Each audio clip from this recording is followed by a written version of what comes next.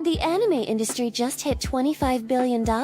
Record numbers. Overseas revenue alone jumped 26% in a single year. Demon Slayer Infinity Castle made $670 million at the box office. Chainsaw Man's Reze arc pulled in $139 million. We're talking about a cultural empire that's now creeping up on Hollywood's total global box office numbers. And yet, 8 anime production studios shut down or went bankrupt in the first 9 months of 2025 alone. That's the third year in a row the number has gone up. Gainax, the legendary studio behind Evangelion, officially dissolved in December 2025 after decades of financial freefall. Cloud Hearts, the studio that was literally in the middle of producing Whisper Me a Love Song, went bankrupt before they could even finish it. So what the hell is going on? How can an industry be printing money and starving its creators at the same time? Buckle up, because this one's a systemic mess. To understand why studios are broke, you need to understand how anime actually gets funded. And it's not how most people think. When an anime gets made, the studio almost never pays for it themselves. Instead, a group of companies called a production committee pools their money together. You've got manga publishers, music labels, home video distributors, toy companies, and TV stations all chipping in. They share the investment and they share the profits. Sounds fair on paper, right? Here's the catch. The animation studio, they're usually not even on the committee. They're hired as contract labor. The studio gets a flat fee to produce the show, and that's it. If the anime blows up and becomes the next Jujutsu Kaisen, generating billions in merch and streaming revenue, the studio doesn't see any of that. Zero royalties, zero backend. They got their production fee in a handshake. It's like being the chef at a 5-star restaurant. You cook the food that makes the place famous, but you don't own the restaurant. You don't get tips, and you sure as shit don't get a cut of the Michelin star revenue. You just get your hourly wage and a good job if you're lucky. And this isn't some fringe arrangement. Nearly every anime made in the last 15 years uses this system. The committee members hold the IP licenses, the merchandising rights, and the distribution deals. About 90% of the revenue from anime-related products goes to committee members, not to the studios that actually made the thing. The research firm Teikoku Databank has a perfect term for what's happening. They call it a profitless boom. Studios are busier than they've ever been. There are more anime being produced every season than at any point in history. But being busy doesn't mean being profitable. What's happening is that demand for anime has exploded globally, but the production capacity hasn't kept up. Studios are drowning in orders they can't fill fast enough. To compensate, they're stretching their staff in, extending production timelines, which costs more money, and outsourcing work overseas. But the yen has been weak for years, so outsourcing to countries like South Korea or Vietnam has gotten significantly more expensive. Costs are rising on every front, but the flat fees studios receive from production committees haven't kept pace. According to Teikoku's survey, about 60% of primary anime production studios saw their financial performance get worse in 2024. Not the tiny subcontractors, the studios capable of running full productions on their own. Meanwhile, those same studios are watching the overall anime market set records year after year. Now let's talk about the people who do the actual work, because this is where it gets genuinely depressing. A 2019 survey by the Japan Animation Creators Association found that animators between 20 and 24 years old earned an average of 1.55 million yen per year. That's roughly $14,000 US. For context, working at a convenience store in Tokyo pays better than that. One animator went public showing they were paid 220 yen per in-between drawing. That's $1.47 per drawing. Most junior animators aren't even salaried employees. They're freelance contractors paid per cut or per drawing, which means no health insurance, no unemployment benefits, no pension. The 2025 freelance white paper from Japan reported that nearly half of all freelancers earned less than 4 million yen, which is already below a comfortable living wage in Tokyo. Animators tend to fall well below even that average. Even at the bigger studios, the numbers aren't great. MAPPA was paying full-time animators around 187,000 yen per month before they restructured pay for Chainsaw Man. Kyoto Animation, widely considered the best studio in the industry when it comes to treating staff fairly, pays a base of about 172,000 yen monthly, and those are the good ones. Now there's one studio that tried to break the mold. MAPPA made headlines by funding 100% of Chainsaw Man's production costs themselves. No production committee, no middlemen. If it succeeded, they'd own everything. CEO Manabu Otsuka called it a financial success, but he also admitted it didn't have the same impact as Jujutsu Kaisen, and the domestic Blu-ray sales were disappointing. Being a financial success and being profitable profitable enough to sustain a studio long-term are two very different things. MAPPA took a massive swing, and while it didn't miss, it also showed exactly how risky going independent really is. Fast forward to January 2026, and MAPPA announced a major strategic partnership with Netflix. Industry analyst Justin Savakis from Anime News Network put it bluntly: the Japanese IP holders are notoriously risk-averse. They saw MAPPA gamble on self-funding and be disappointed by the results, and none of them wanted to step up as a safety net. Netflix did, because streamers need content pipelines, and MAPPA makes some of the best anime on the planet. Some fans see this as a lifeline, others worry it's trading one set of masters for another. And honestly, both sides have a point. There's a real question of whether swapping the production committee system for streaming platform dependency is actual progress, or just a different flavor of the same problem. So where does this leave us? The anime